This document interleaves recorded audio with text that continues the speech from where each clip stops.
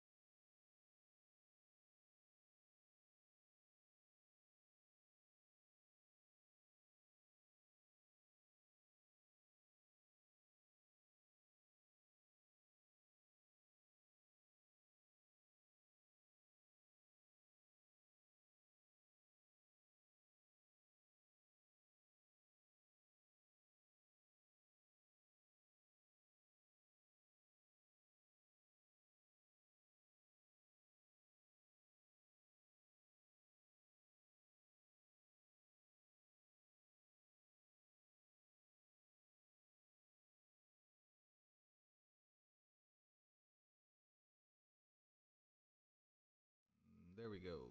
Mic is on. We're good to go. Y'all should be able to hear me. And it's another Friday night on Chart Talk. Let me make sure my sound is good. For a second, no one could hear me.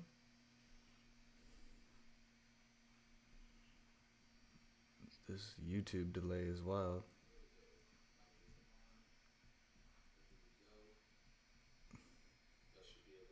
Yep. Okay. Sorry, guys. We're good to go. I do have my my iPad open over here for the comments. So if anyone has anything in the comments, I really do want to, have this be a room, a place where we can all just hang out at least for 1 hour every day. I'm going to be here for 1 hour pretty much every day. AB is usually going to be here for 1 hour every day. He is right now, he's a little busy. He's not feeling too good as well. So, got to let him kind of start feeling better. When I'm not feeling good, he's holding it down, vice versa. So that's usually both of us are on here, right? So let's get into this. So let's keep it on Chart Talk. And what I want to do is start on the dollar. And every Saturday, what I want to start doing is going into the pairs that we look at and throwing on like the lower time frame and putting the whole week on here. So what we'll do is if we can get the 4 hour, and I'm going to show y'all how these indicators are set up as well. So today will be a really cool day. Let's clear indicators and show y'all how to set these volume profiles up. So go into the indicators, go to technicals, and then you'll go over here to profiles, 24-hour volume. Let me just click this, see what that is, because that says new.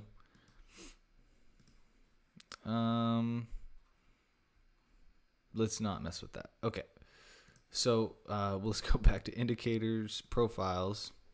Okay, right here. Auto anchored volume profile. Well, I got to click this as well. So give me 1 second.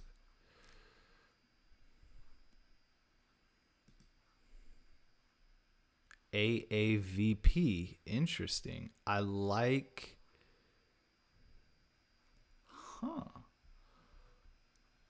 what this is doing. Auto. Well, you gotta be kidding me. Is it automatically taking the last impulse and giving you the volume? Let's see. What in the world is this? Is it the last day? All right, so this will be interesting. We all get to look at this together.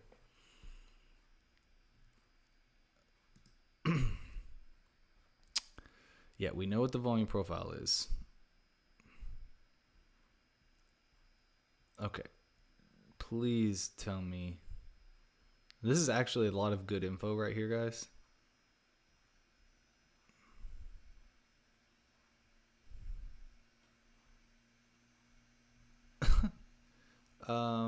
Okay, what I need to see is the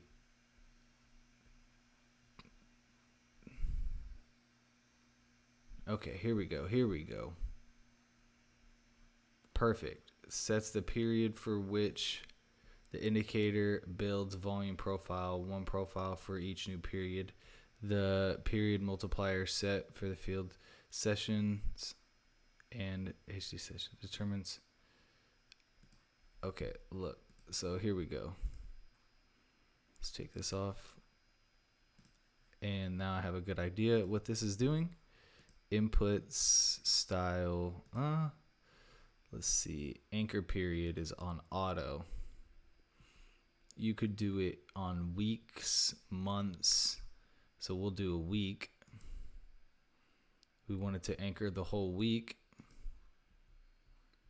Boom. And so it starts it where the week starts, and it's giving us the whole volume profile of last week. So that's exactly what I wanted. That's cool. That's what that does. And damn, you can change this to make it say whatever you want, technically. But I'm going to keep it right here for, and this is what we're going to start to kind of look at. So to me, this is a pretty balanced market. Has come back right into this point of control. An unbalanced market would look like a point of control maybe being way down here and the market being up there. But this looks pretty bullish. Maybe we're coming back down into this, but the week started off, we came up, market went down, looked like a fake out, and then it came back up, and then it started to trend up higher. So the important levels from last week, this level here, we have this level and then this level. Everything else is a little less important. So what we're going to start doing is just studying structures of how markets move during the week. Okay.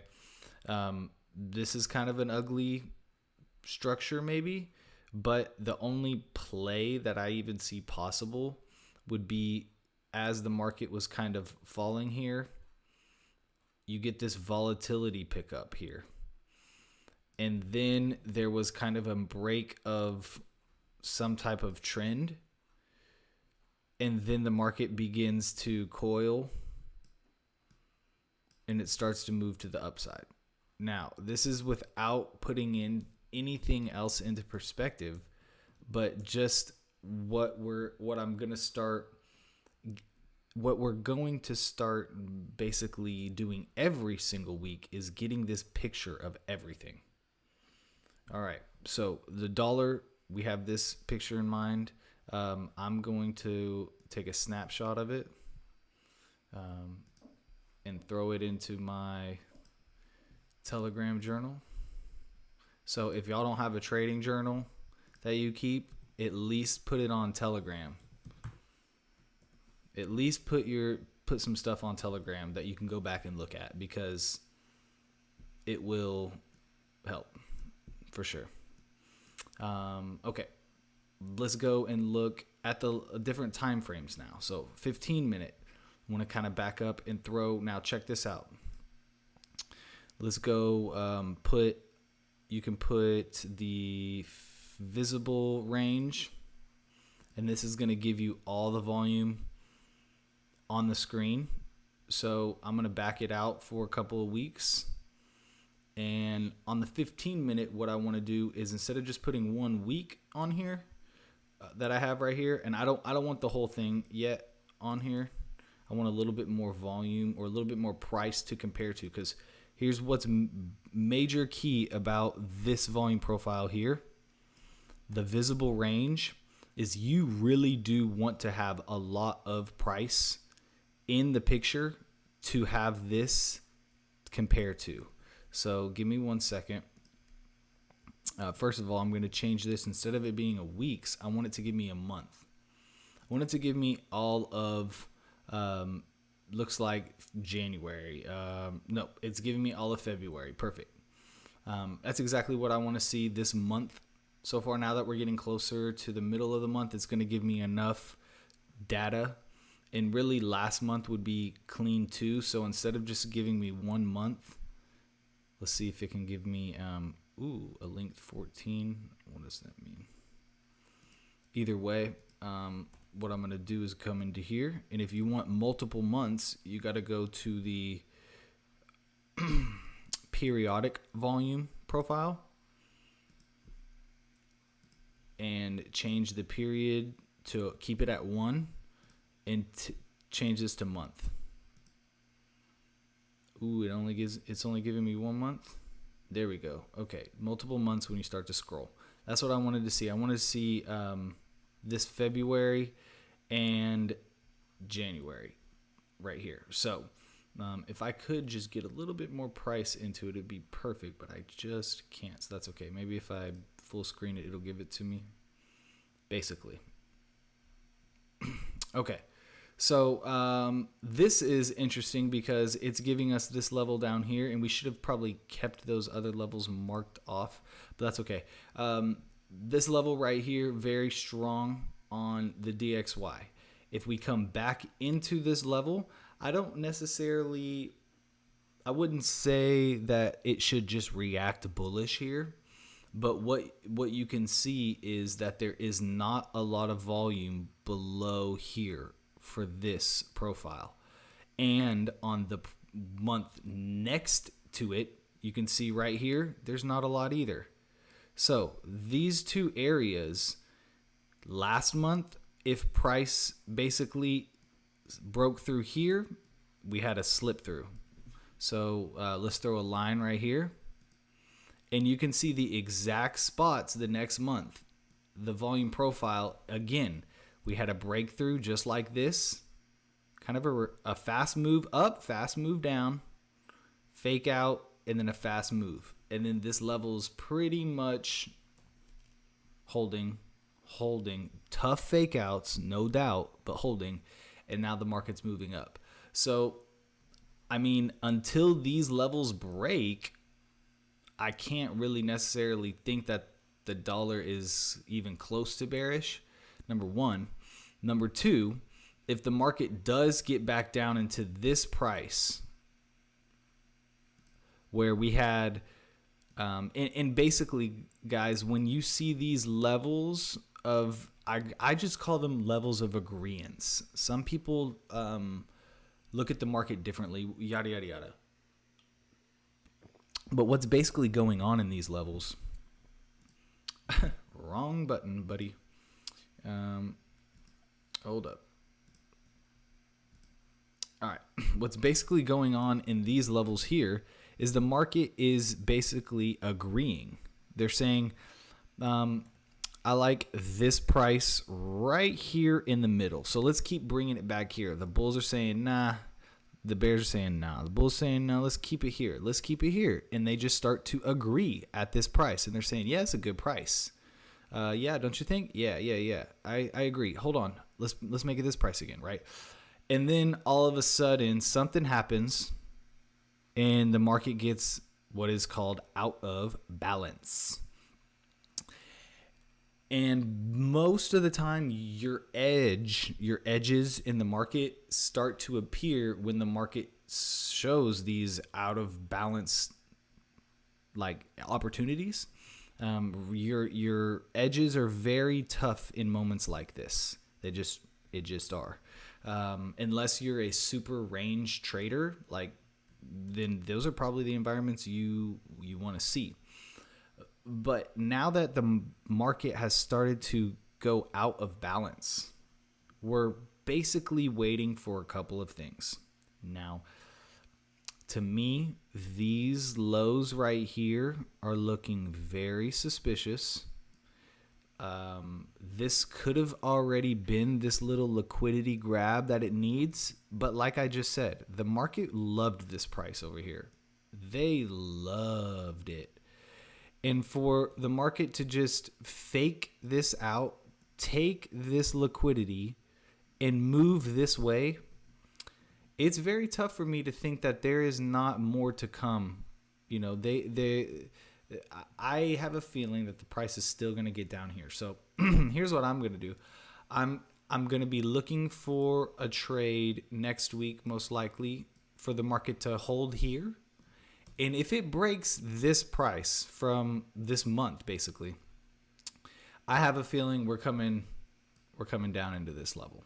Just pretty frank about that. Now, let's go to the 1 hour, and you can kind of see some other months, some other monthly profiles. And it's basically showing, in my opinion, that the next volume level that the price was really agreeing at, that we haven't tapped into in a while, is way up here. Because we're already kind of into this level right now, and the next one would be up here. So that's going to be the more long-term target for the dollar on this pullback, if it doesn't just obliterate all of this and just start to go down again. That's always a possibility. But with how the macro things are starting to turn around, I'll get into that in a second. But how the macro things are starting to turn around, I do think we have a chance of this dollar starting to move up. And of course, it's never as pretty as that. It's most likely going to do something maybe like this, come back down one more time into this level, and then make this move. You know, you never know how the market's really going to play out. But this is also a level that we're watching the dollar to possibly turn around at. We've had this fib here for a good amount of time, and it hit this 78.6 perfectly, and fell. So, you know, when we see stuff like that, let's throw another indicator that I like to use on here.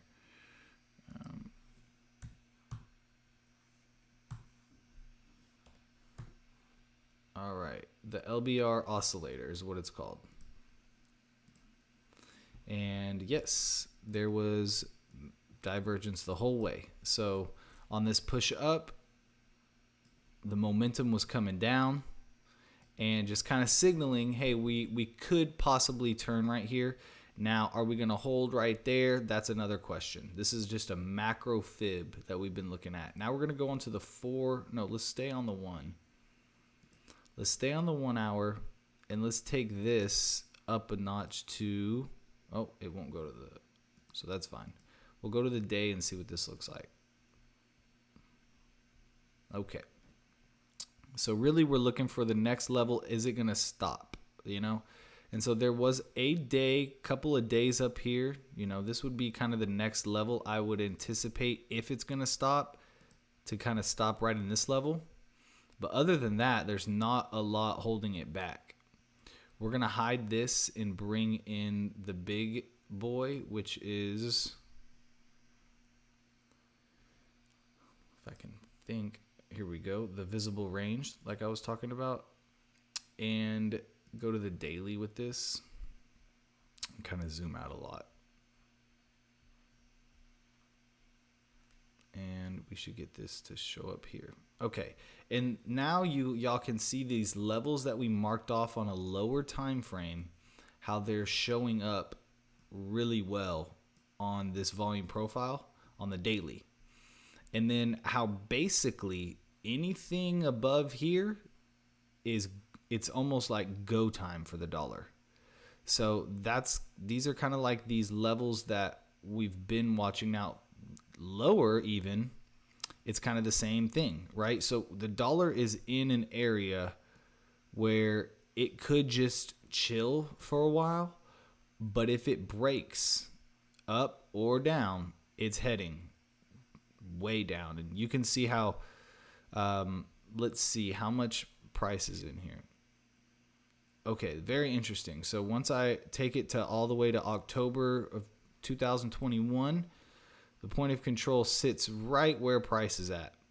When I just bring in a little bit less price, it drops it all the way down into here. So it's still interesting that this price right here is one of the most, I guess, the best looking price of the year. Let me just put in all of 2022. So this would be 2022 volume profile.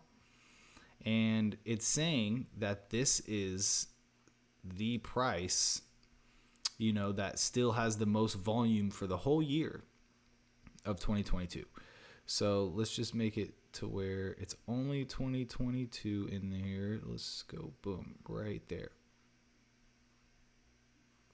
There we go. And it shifted. Wait, did it?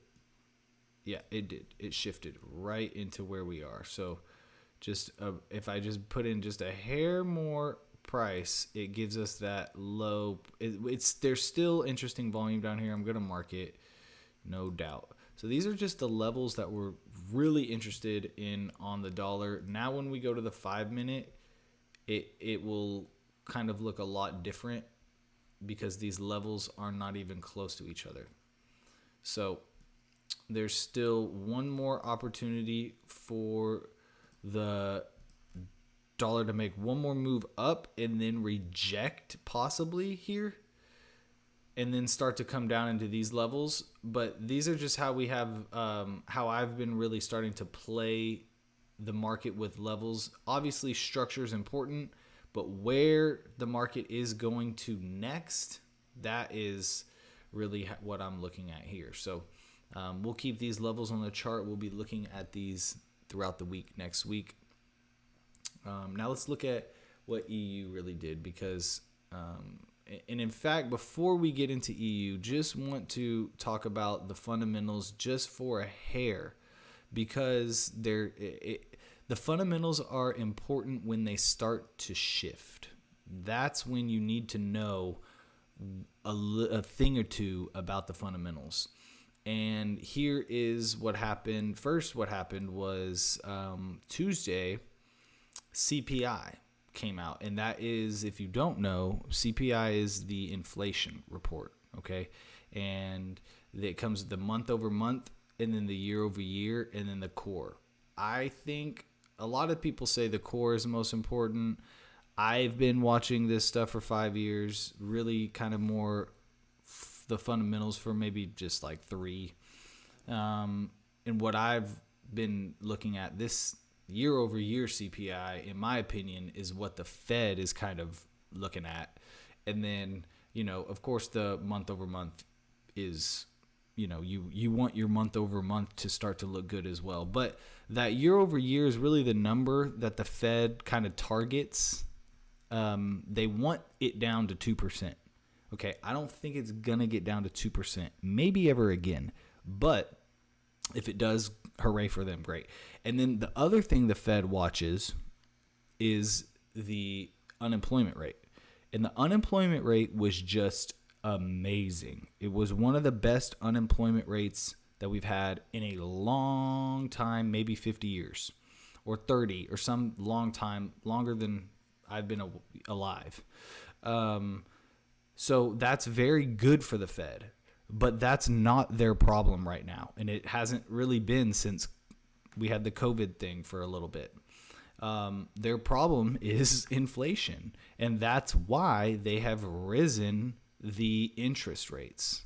Well, technically, inflation happens, and then people flee to the bond market, and that's why that's why the Fed raises their rates, not just because of inflation, guys. There's a little okay, but anyway, inflation, right? They're working on getting inflation down by hiring the rates, because when you higher rates, supposedly it's supposed to stop people from spending so much, causes demand to drop a little, causes people to stop spending as much, which will balance out that issue that they're hoping. But and it has been working. They started their rate hikes, I believe, in July, and it's been great. Inflation's been dropping, but now we've had something that hasn't happened in a while, which is the CPI came out a little bit worse than expected. Let's see. That's not the best chart to look at. Let's look at it from here. Okay, perfect. And then more. All right, so it was all the way up at 9.1, which is just crazy. and it started to drop. So we got an 8.5, and then we got an 8.3, and then 8.2. So it's dropping. And then 7.7, it's dropping. 7.1, it's dropping. 6.5, it's dropping still, right? But it was forecasted. Ooh, this is weird because this is not the number that is supposed to be on here. It's supposed to be, that's January's. And so then it's showing my number right here. Okay, perfect. So yeah, it was forecasted to go to 6.2 to like continue to drop. But it only dropped by 0.1. And when you have raised rates as much as they have and inflation is still at 6.4, in my honest opinion, that is very, very bearish for the stock market, because yes, it dropped, but the rate it dropped is very slow. So with this number, and you can see every time the expectation, let's see, it started here. When it started to decline, it was supposed to be 8.7. It was lower. It was supposed to be 8.1, a little higher. That's not good. 8.1, a little higher. That's not good. But then as of recent, it has done even better or as expected. But this was worse than expected. That's just kind of the first little possibility of us looking like the Fed could start to say, hold up, are we not doing the right job? And then on Thursday, let's bring in Thursday, where we are. Tuesday, Wednesday, Thursday, we had the PPI, which is the producers, basically the producers' inflation numbers in a easier terms to put it. What this number does, it's like a leading indicator for the next month's CPI, because the producers have to pass on their either savings or their inflation onto the consumer, right?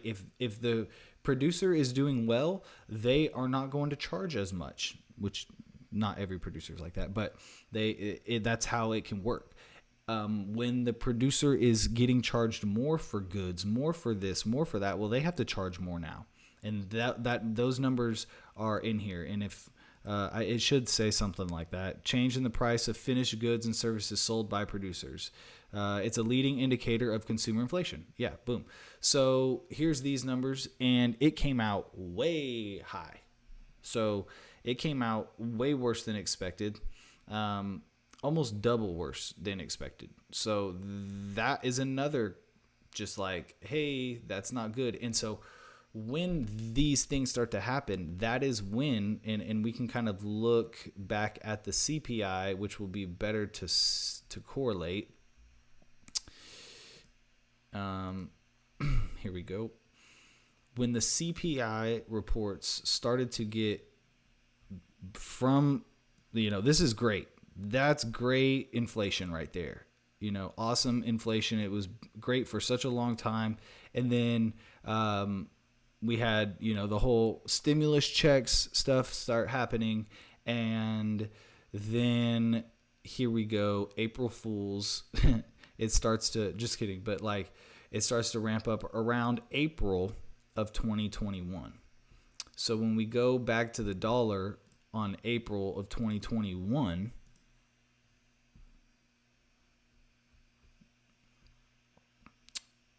this is, and we can go to the daily to see it a little even better.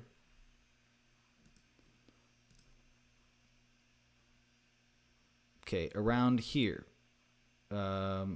January, March, April. Okay, so this is when things started to get bad again. Here, and then from then on, it just went up. So if things are going to start to get bad again, which I'm not just saying they're going to get bad again. There could definitely be one more pump down. But I do have a feeling with this type of momentum, most of the time there is at least a test up into this area before another big leg down, if there's a big leg down. I'm just saying, usually with these type of structures, if this is kind of a blow off top, one of two things are going to happen. We're going to get kind of like a chop up into this level and then another move down, or this is not a blow off top and this is kind of just more of a structure like this, and we'll probably get like a flat correction and then a move up like this. And that's kind of more or less what I'm leaning on.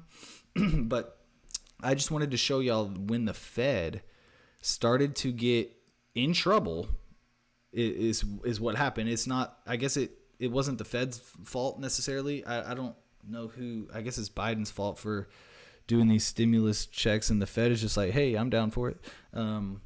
But yeah, that's what happened. So we had this little pullback and then a move up. If we get this same type of move, which I'm not saying we're going to get the same type of move, but let's look at it a little bit and put it on a log chart and take the kind of same percentage look maybe from here. And then if I'm not saying it's going to do another move up like that, but it kind of would make sense with what I said it could do, right? With like a little flat move and then a move up. And that would take it to levels I don't know if it's ever been. So I'm not saying, like I said, I'm not saying it could do that, but it is very interesting with the timing, and the price action is looking a little similar as well, even on the weekly.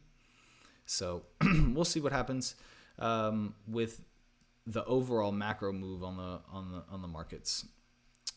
Let's go into, let's go look at Bitcoin because it's been moving. And let's delete this. Did it really just bust through these highs? All right. First and foremost, let's look at the 5-minute. And damn, it's already been an hour. I'm gonna change the title to the DXY on this one, because I ain't staying on for too long today.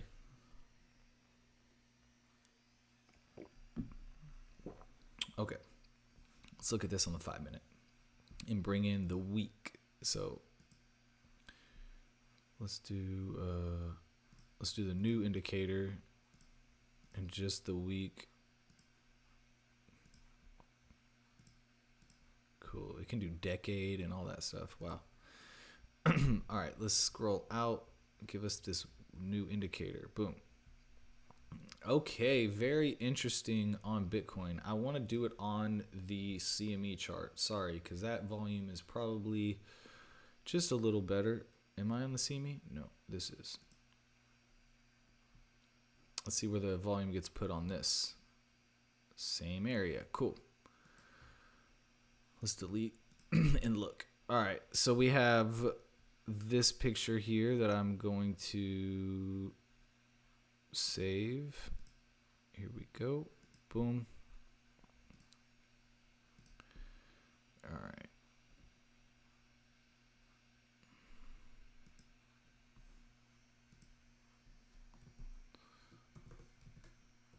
Okay. So price is like right at an area, or the Bitcoin market closes on the CME, but it's right at an area where it is just a ton of volume for the week. When it made this move down and it held right here, you can see how there was not a lot of volume below. So it really held twice and then made this move up back into this next level of volume. So that's really clean right there. I would expect, as long as this level down here holds, this thing might run. But if this low breaks, we're coming straight down, and then it, depending, you know, it might even want to come even lower, because this volume profile is looking kind of kind of interesting, right? So what we're getting our eyes used to is what these profiles look like on a weekly basis. So next week, when we come back and look and see what this other profile did, all these profiles are different, okay? And what you'll start to see is price revolves around this point of control, and price will go search for the next area of point of control, the next area of importance. And it will slide through or reject through these areas. And so next, we have these kind of noted. Next week, we'll come back and we'll look and see what the next profile is. But now let's kind of analyze it just a hair, because this thing is starting to really move. Now, when I go on to the 15-minute, what it will do is it will recalculate. It's still giving me the week. Okay, nothing changed, but the profile will recalculate based on the time frame, and now it's telling me the most volume for the week is down here. So that's something very interesting. Price definitely likes to come back to these areas of volume. Let me throw it on the 1 hour and see if it changes even more. Let me see if it goes back up or if it's still down here. Nope, it's still down here. So really, the lower the time frame, the more accurate, or it's just like I wouldn't say it's just like any other indicator, because on the lower time frames, it's just going to give you more signal. You know what I'm saying? But it's still the same thing. You can still see how there's a little bit of volume here, none here, and some here. But these are definitely two prices I'm very interested in. I just want to see if it's still there on the 4 hour. Wow. Okay, so this is something we will definitely get to look forward to next week. If Bitcoin just takes off, good for it. But it's just very interesting to me that this is sitting right here. I'm actually looking for the market to kind of chill out if it comes in right to this area. So let's look at that real quick. Let's hide this, and we're going to bring in some of my other indicators I like to use. So here is, we have it on the daily. So I want to change it to the weekly and see some different weekly. So we already have this one in. We know that this current week that we just had, majority of the volume is sitting down here. But the week before that, all the volume is sitting right here. So what I'm going to do, instead of just drawing a bunch of lines, I'm going to draw this shaded area where it covers all three of those. And this price right here is a heavy area of demand. Let's make it a little bit lighter. And you can see price really almost came into it and took off. If it comes back into this, I would expect it to hold. I really would. But this point of control is telling me maybe otherwise. So yeah, the 61.8 is kind of what I said on my channel. I wanted to see like an A, B, C wave into this. And then, yeah, it might do like either a falling wedge back down into this next level. I do not want to see this point of control get hit yet, though. I want to see a move up to 28K. There's a lot of volume. We'll look at that. But hey, this might not hold, and it might search that next level. And ultimately, there's another level down here even that hasn't been tapped in. And then more levels to the downside that haven't been tapped yet. So there is a lot of untapped volume to the downside still that the market could get to. And if we go to the left to find these areas to the left, the market has already came into this. The market has already hit 23. There was a great reaction, but now we're back up above it. Excuse me.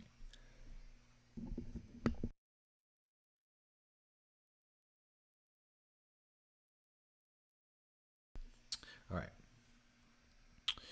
So the next area to the upside that I see some untested volume on a weekly basis, because the daily volumes every day is a little So this level up here at 31.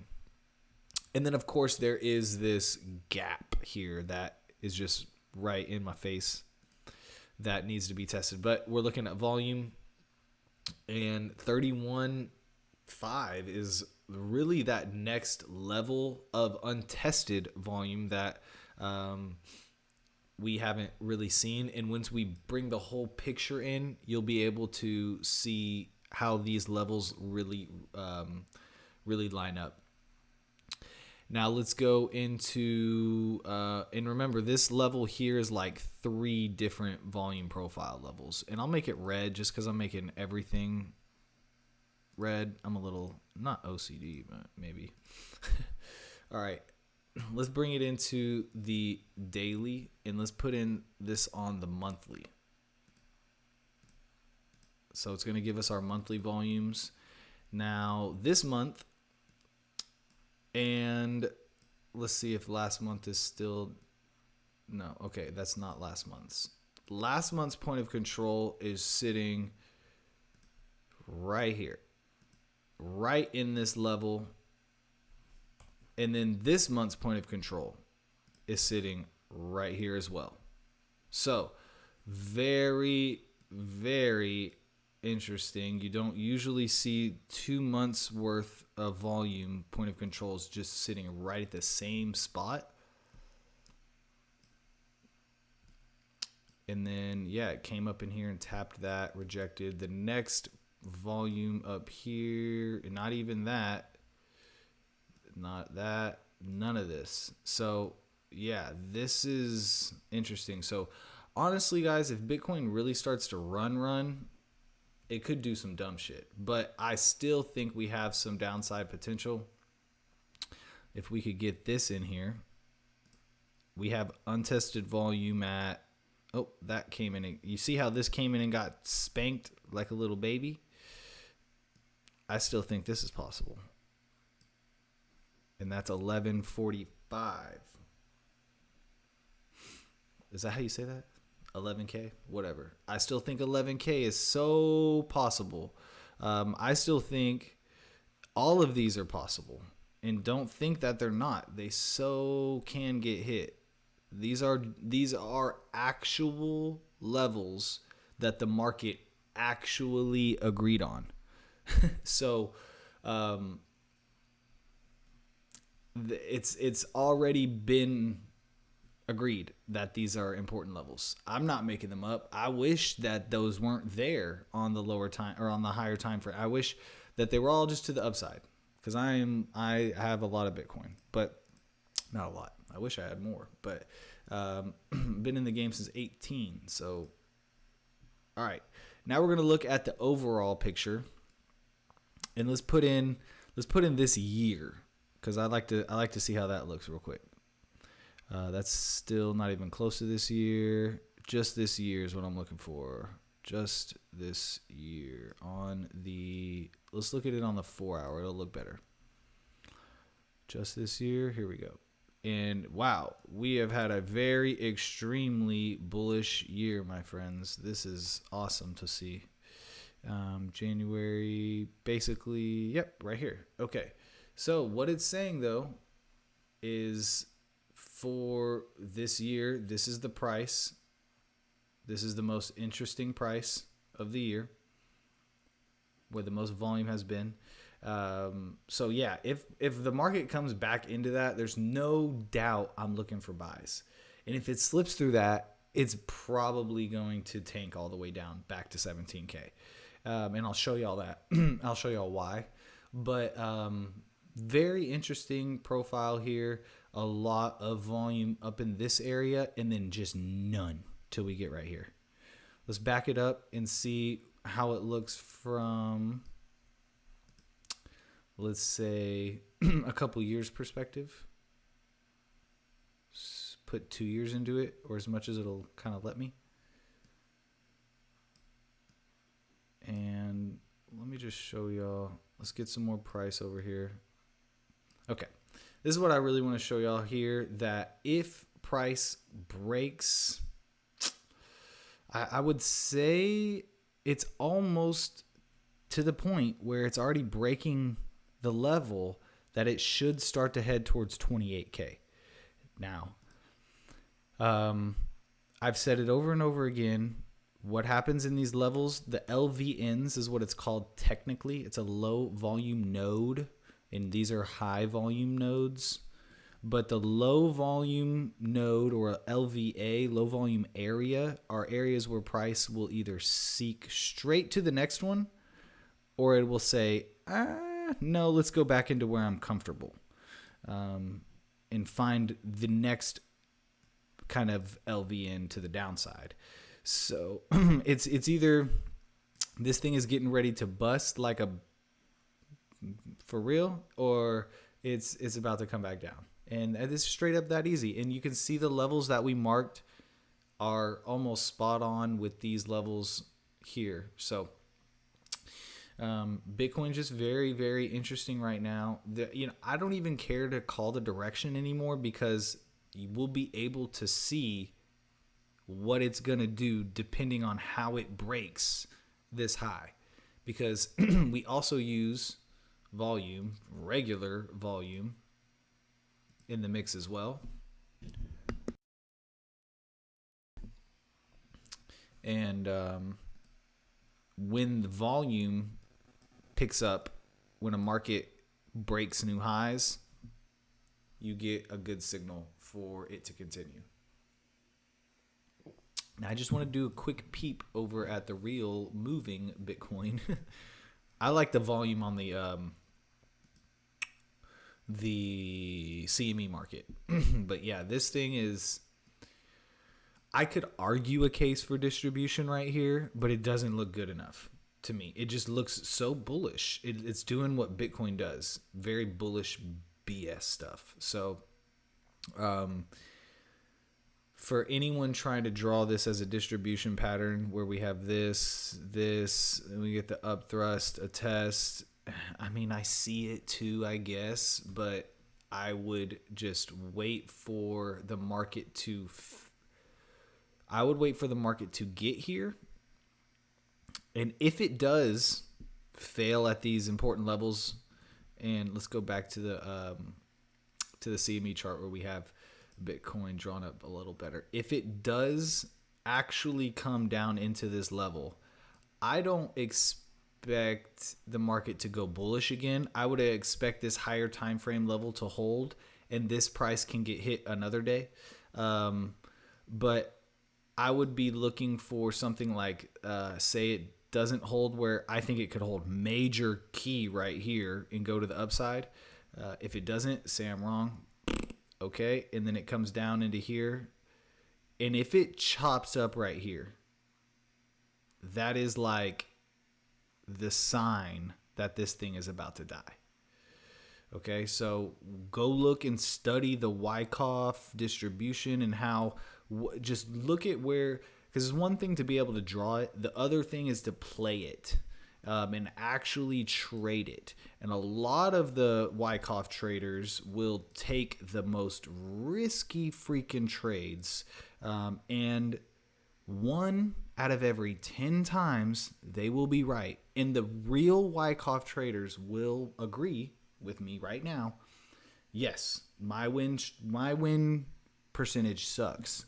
But when they actually hold the trade, say this actually is like the top of this like distribution pattern right here, and they just took the sell right here on the test of the up thrust, you get the test, and say this thing starts to do this, if they hold it all the way back down, for the whole markdown back into this area of accumulation, good for them. But that is, number one, for a new trader, very hard to do. Number two, for a new trader, you're going to have to lose a lot, so it's going to mess up your psychology. And not even just for a new trader. Some traders don't like to lose a lot, period, the end. So what I do as a Wyckoff trader, very rarely will I take this trade, but I will wait for this shift here And once I see the market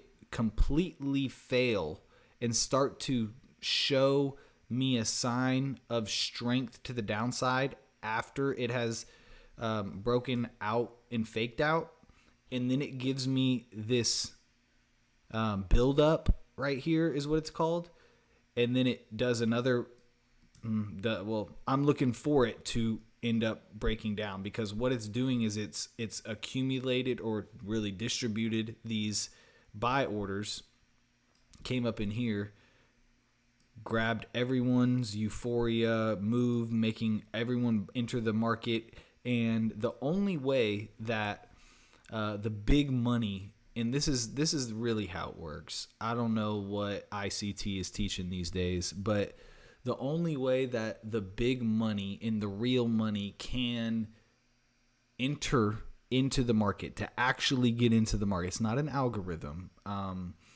They either have to have had a pending order sitting there waiting for the market to get there, and they're not just going to put it anywhere. It's going to be at levels like really high or really low, or they're going to need a lot of people to buy or sell from. Because believe it or not, every time there's a buyer, there's also a seller. There's not just like when a market goes way up, there's not just only buyers. There are still people selling that market, and people are buying more, right? So you have to have sellers and buyers. And when the big money wants to come in, they come in on big moves. So for an example, and this is another thing people need to get used to, is no one ever knows what the market is truly going to do. You can have a great idea, but you should start to speak in ways of like, if this is not like when the market does this, right? So if this is this upthrust in distribution, what the insiders got to do is they sold on every single time the market pushed up. They got to collect all of these orders here on this move. Now they just built up a lovely campaign here of sell orders, because every time the market went up, they sold. And this is if this is the distribution. I kind of don't think it is, but it looks like it was here for a little bit. So that's just how it has to work. There has to be a lot of people buying or selling in order for them to get into the market. So that's just a little tip for anyone who doesn't know how the big money works. But let's go on to the Dow, or I like to look at the E-mini futures. Okay, so let's do the same step process. We're going to hide this first. Let's bring in the week, and let's go to the 5-minute and see what this profile looks like. Crazy, that's what it is. All right, so the Dow was just a trip and a half this week, but ultimately you can see it started here and ended here. So it's pretty balanced is what this looks like, right? Pretty balanced look. I'm going to take a picture real quick for my journal.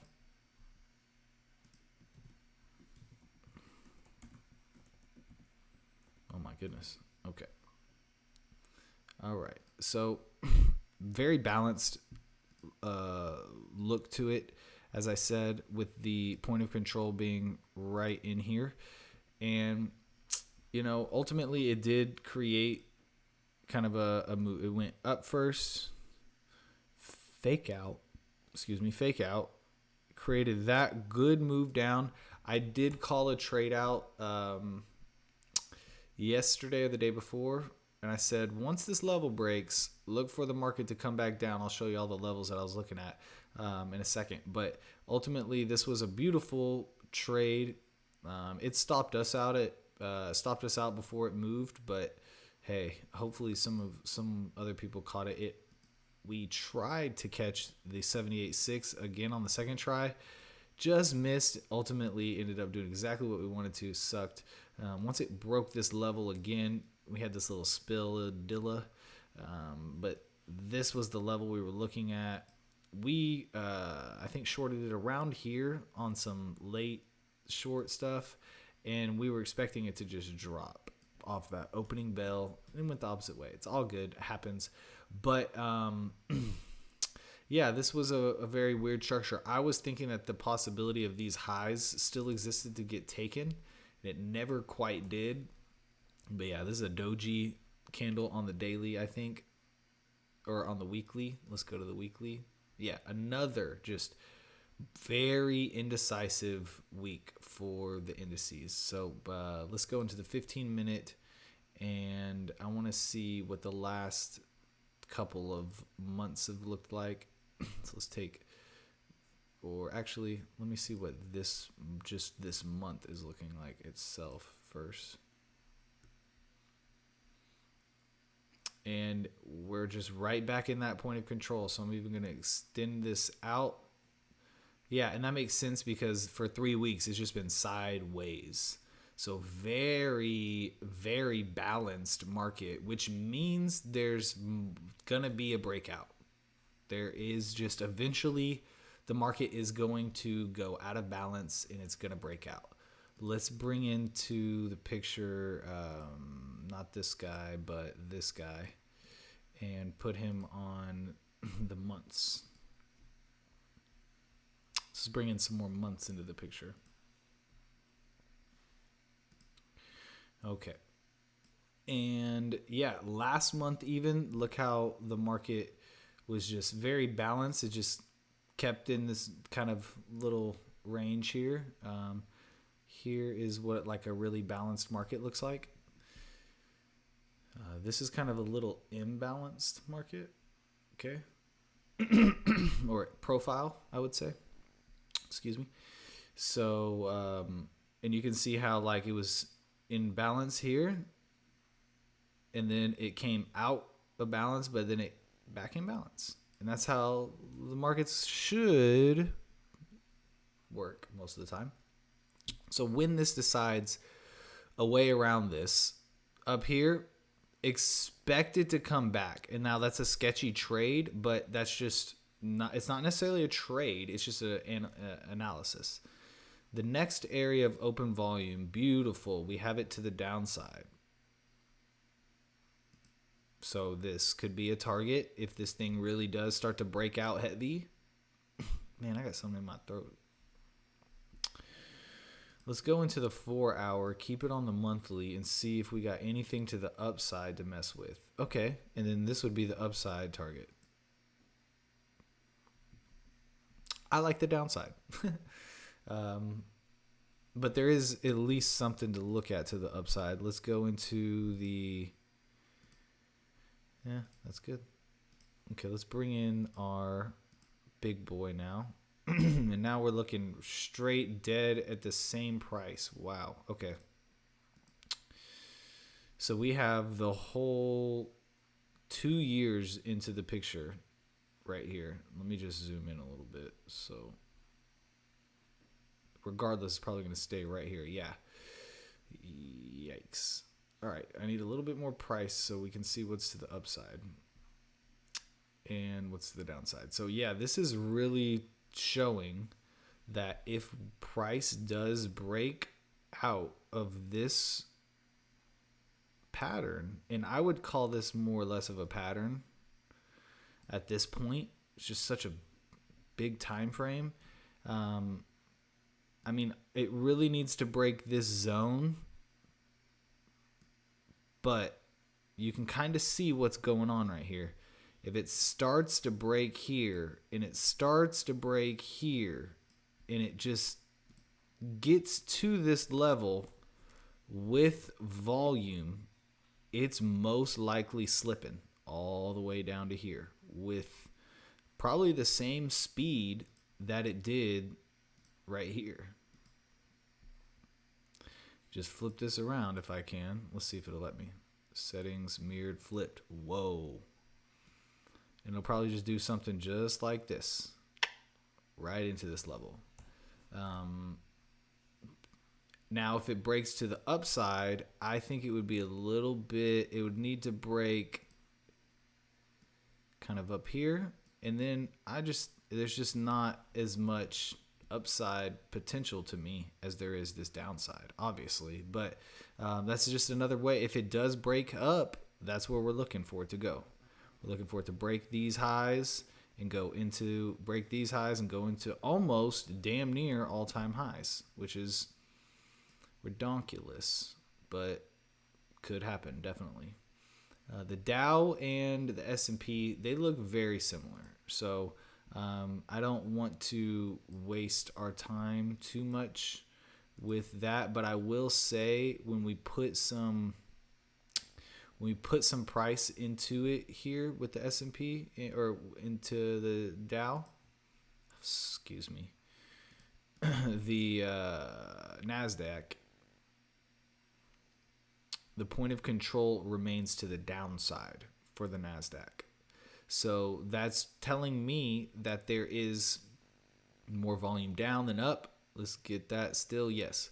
More volume to the downside than the upside still. And if US 30 breaks the Dow breaks down, this is coming into this area right here. And then you can see kind of this area to the upside where it would probably look to hold or possibly look to hold. This maybe be easier to see on the daily, and it's going to change for sure now.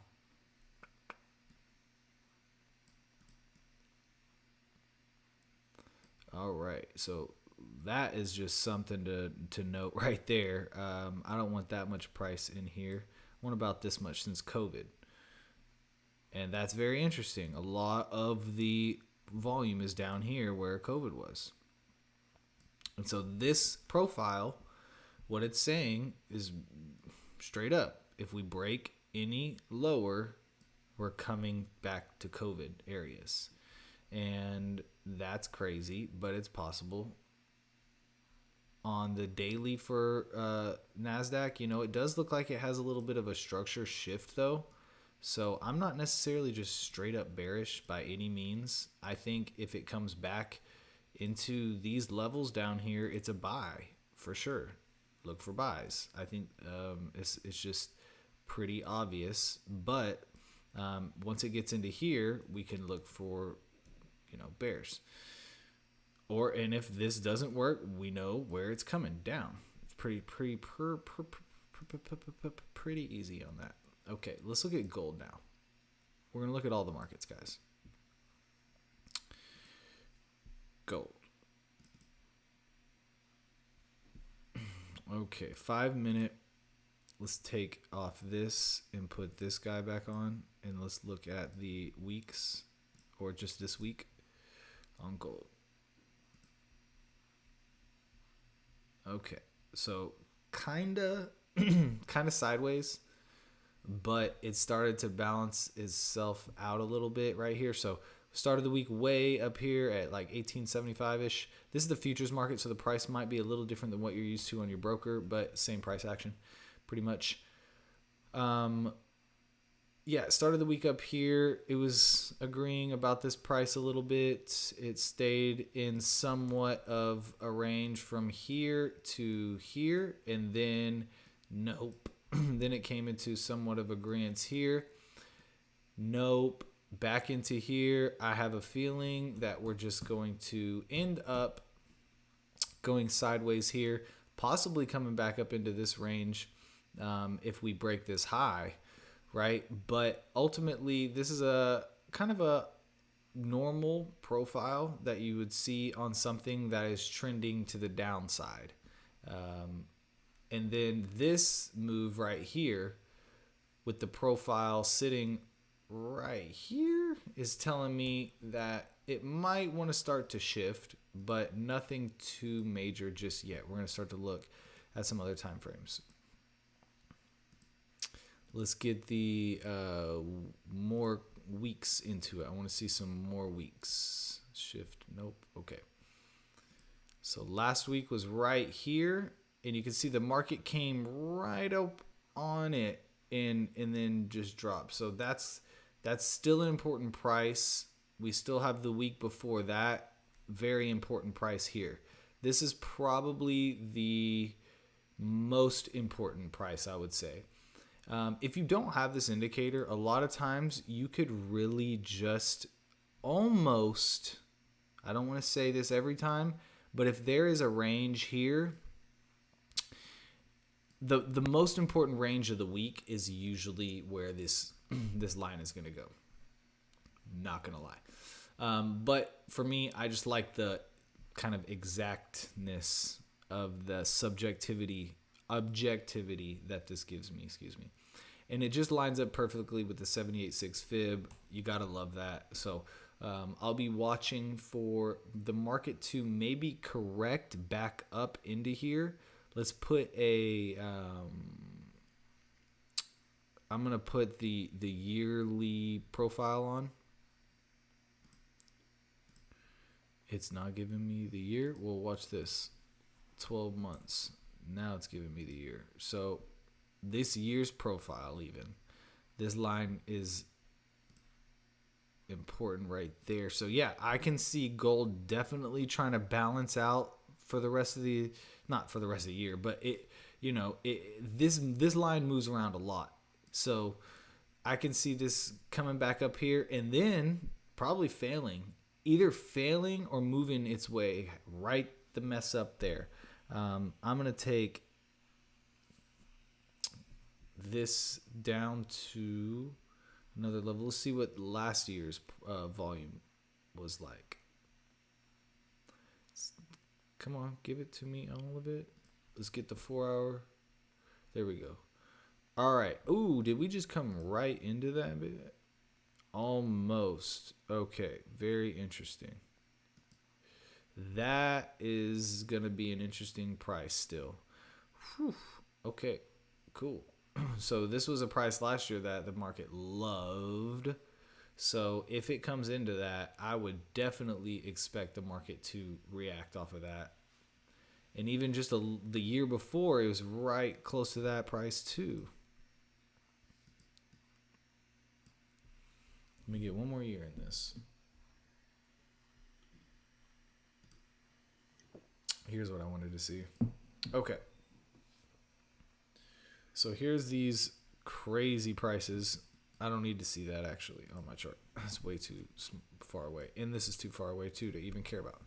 So really what we're looking at here are the prices that we should be concerned about. This is still even way too far right now, but we'll keep it there because gold can do something like this in 1 or 2 days.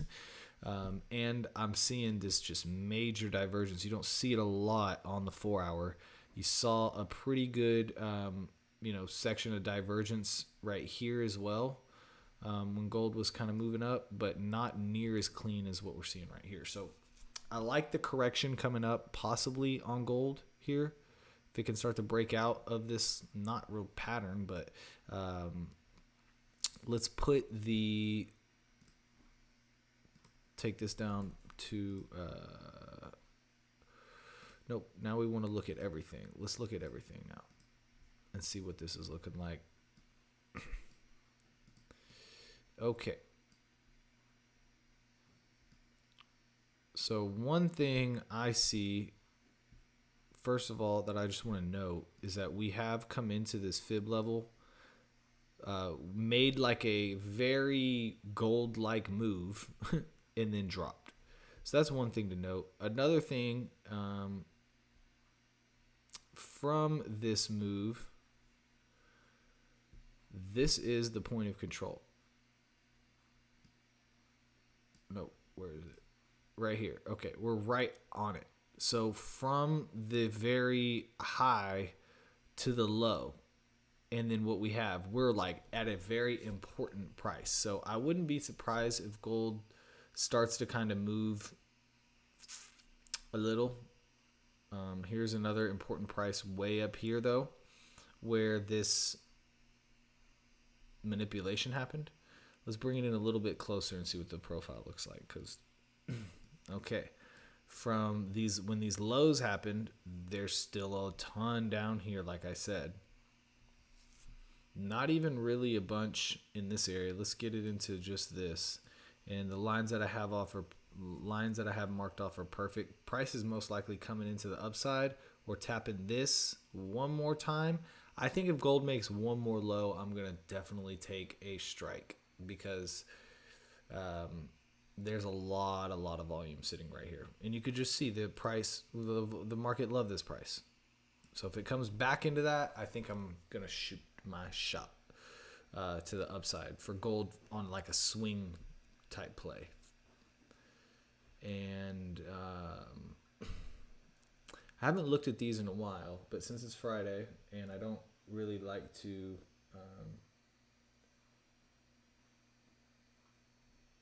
yeah, that divergence right here, definitely major. And I'm a big player on 3-wave divergence, really, even. So when I see this one, I see kind of an ugly 2. If the market does kind of make a move, a little bit of a move up, and then try to do one more, say it does this, kind of fakes out these highs a little bit, and then drops one more time, that would most likely give me my 3rd wave of divergence. And when I see 3 waves on a higher time frame, that is like my go-to, and it usually will give a 1, 2, 3 type look. Second wave is always the biggest, or supposed to be, and then I could be looking for that reversal as well. But yeah, definitely, bro, I see that divergence. I'm seeing your comment just now. Let me look at this. I don't look at it often.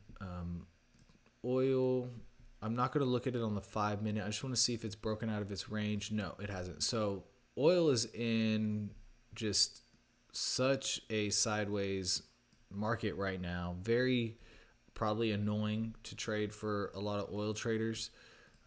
But I want to look at the profile to see. Yeah, it is just right up. Can't break through here. I figured the profile was rather balanced. Where'd you go?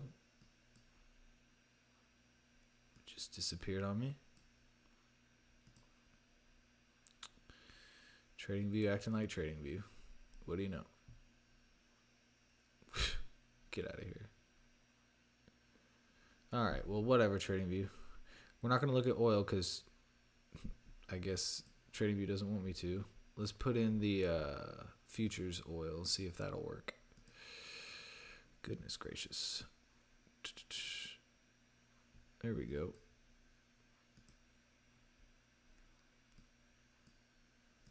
Right. So when I put in, I'm a good amount since 2017. You can see oil is chilling at this level where there is a ton of volume. Yes, it could slip down to that 60 level. I've been talking about for a minute. It's really that 55 is, but man, if it holds here, there's not a lot holding it back to go. Let me get some more price and see if we got anything up here. No. So yeah, it would probably just slide right back up into this level that I randomly have drawn. Let's go into, I am still on a log chart, so that's why it might look weird to some people. But yeah, I do think this is holding here. If it doesn't, it's slipping. You can see that a little bit actually right here. Let's bring in this, just this. I mean, that 60 is probably getting hit. So this is a scenario where if it breaks, it's coming to 60 most likely. Just because of the volume profile as well, not just these lows. The volume profile is like, it's like the last line of defense. And then from there, it could slip all the way to the point of control. So watch for oil. I don't know what they're doing with oil. If they say anything about the supply dropping, it makes me more bullish. So if it does break out, I'm okay with that. If it breaks out, I'll be looking for it to come here. and then from there, I guess into this next level. But oil's not really my bread and butter, but those are just some levels for y'all oil traders. 60 is a big level, and this 90, 93 is a big level. Let's look at this real quick. Hold on. Weekly outlook.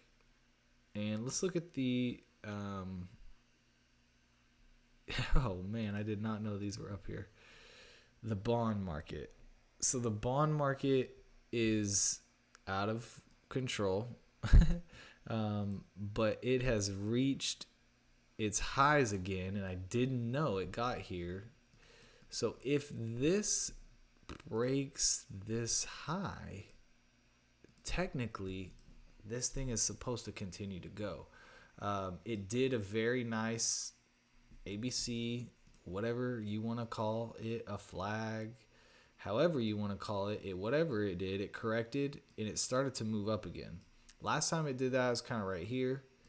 Okay, has a similar look to it where it starts to grind and then it makes a pop. It has that similar look, grind and then pop. Right here is kind of this level, and then so it's very eerily similar right here, in my opinion, where we have an impulse, a flat correction. Is this an Elliott flat, like a perfect?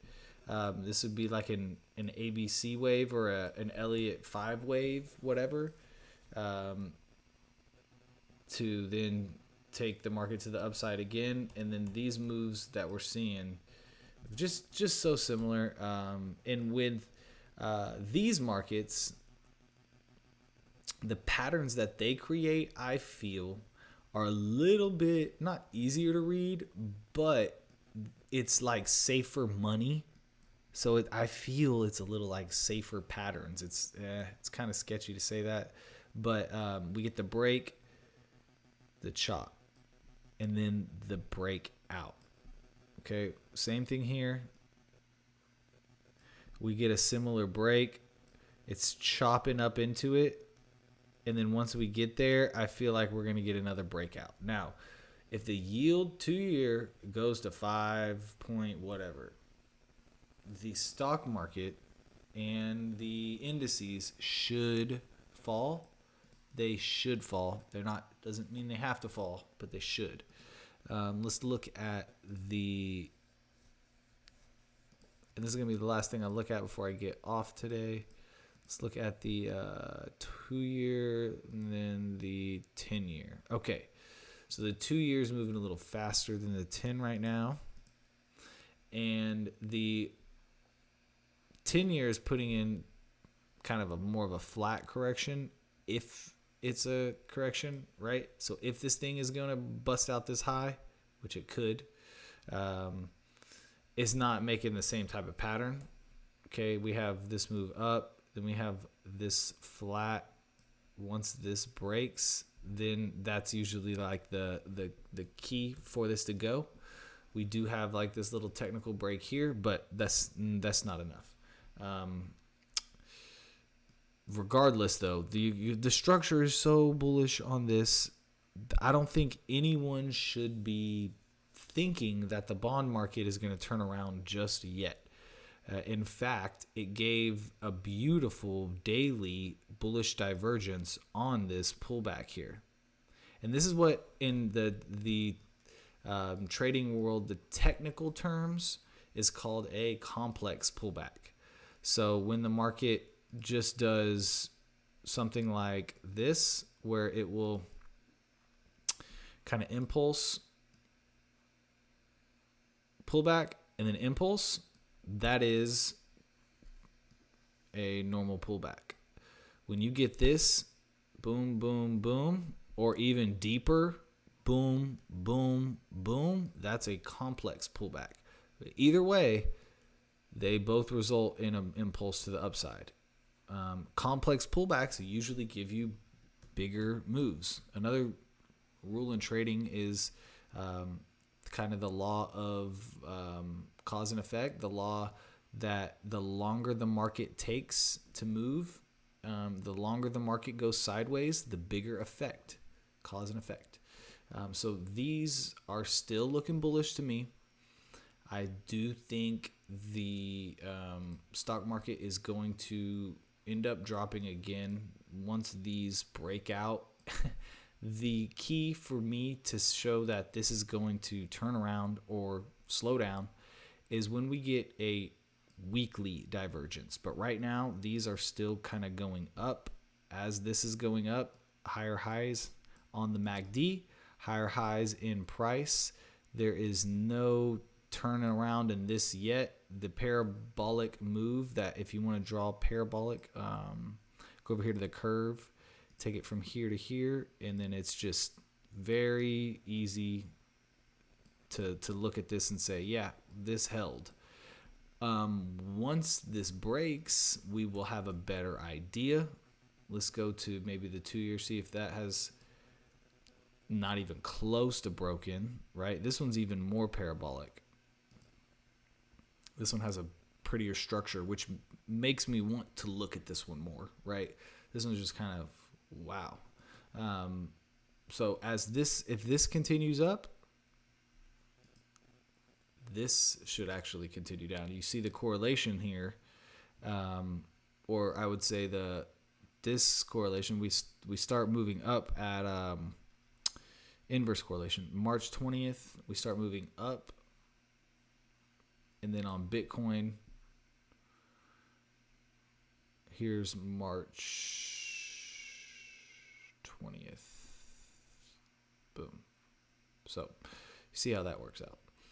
If these continue to go up, Bitcoin is going to find a bottom. But then once this finds a top, like I said, once this finds a top somehow, some way, then I think that's going to be the bottom of Bitcoin. It's going to be scary, but let's find a level for this to get at. What did I say? 5.3? That's crazy. If I were to measure a Fibonacci extension on this thing, let's see.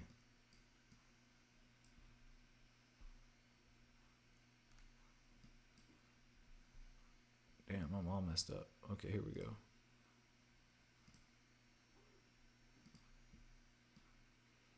Boom. So yeah, barely misses the 61.8. I'm definitely seeing this go to the upside. Holds this structure here. Holds above it. Yeah. Very bullish on that. Takes forever to move, I'll tell you that. But that means the overall macro perspective, we might get this to, stop right here. There's definitely an area where this could hold. No doubt. This might come down a little bit, and then ultimately hold at this parabolic area. Once it breaks out of this area, it's on to the races most likely. And so this move down could bring an indice move up. But once we get this kind of reaccumulation in this, that'll be a good sign. So, all right, that's it for me today. Appreciate y'all for coming on. If you haven't, make sure you give the video a like. Have a good one. Take care.